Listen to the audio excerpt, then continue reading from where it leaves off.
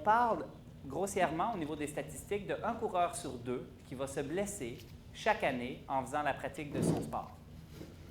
L'autre chose qui est intéressante au niveau statistique, c'est qu'il semble avoir une prévalence qui est un peu plus élevée dans les pays qui sont industrialisés et on observe présentement qu'il y a probablement une augmentation de l'incidence des blessures, même si on n'a pas plus de coureurs qu'on avait il y a quelques années. Donc, à partir de ce moment-là, c'est intriguant, surtout parce que d'un autre côté, la prévention des blessures en course à pied n'a jamais été aussi médicalisée.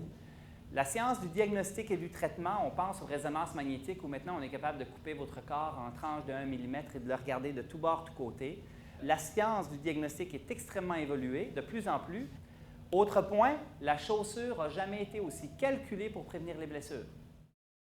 Est-ce que la course prédispose à l'arthrose précoce du genou?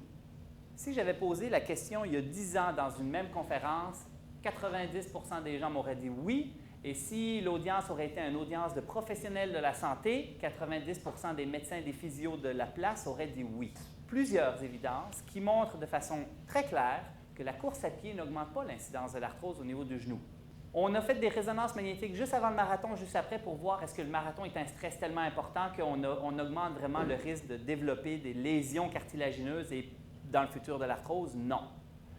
On a évalué des coureurs sur des études longitudinales où on les a suivis pour essayer de voir est-ce que si les coureurs courent pendant plusieurs années, est-ce qu'ils vont développer de l'arthrose plus tard? Non.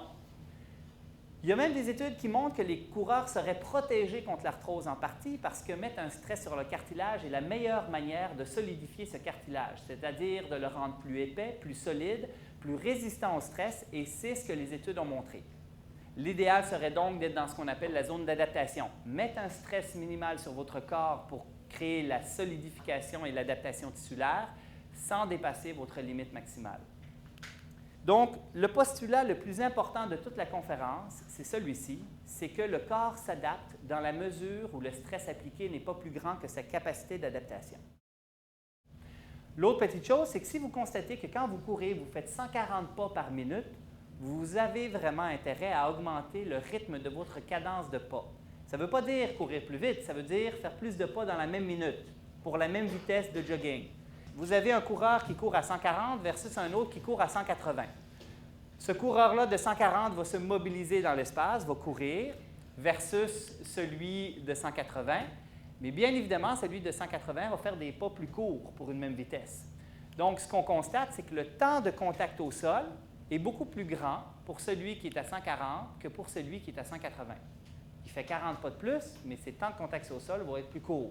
L'autre point, c'est que ce coureur à 140-là, je vous expliquais qu'il va collapser, qu'il va s'arrêter et devra travailler pour se repropulser. Le travail musculaire est beaucoup plus important chez ce coureur-là. Et la force d'impact au sol, c'est-à-dire l'atterrissage secondaire, va être aussi beaucoup plus grand pour celui qui court à 140 versus celui qui court à 180. L'autre chose, l'autre point, le déplacement vertical est plus important chez celui de 140 que chez celui de 180. Quand on parle des qualités de la chaussure, le concept traditionnel, c'est deux grosses catégories. Les qualités de performance versus les qualités de protection. Si vous voulez courir vite, puis vous voulez faire une performance sur le demi-marathon, vous allez porter ce qu'on appelle un racer, c'est-à-dire une chaussure qui est basse, qui est près du sol, qui est très légère, qui a une bonne adhérence, mais qui est aussi très flexible pour interférer le moins possible avec la mécanique du pied, parce qu'au niveau performance, il est clair que si vous augmentez le poids de la chaussure ou sa rigidité, vous allez augmenter la consommation d'oxygène et vous allez performer moins.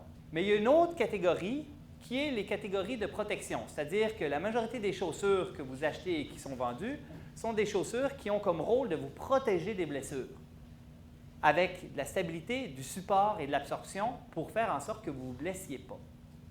Le paradoxe africain, c'est quoi? C'est qu'un coureur au pied plat court 160 km par semaine sur des surfaces qui sont très dures, souvent l'asphalte, sans se blesser, en étant extrêmement performant. Quand on regarde les qualités de la chaussure par rapport à ce paradoxe africain-là, on constate qu'au niveau performance, il n'y a rien de mieux. Vous n'aurez pas plus léger que pieds nus ni plus flexible.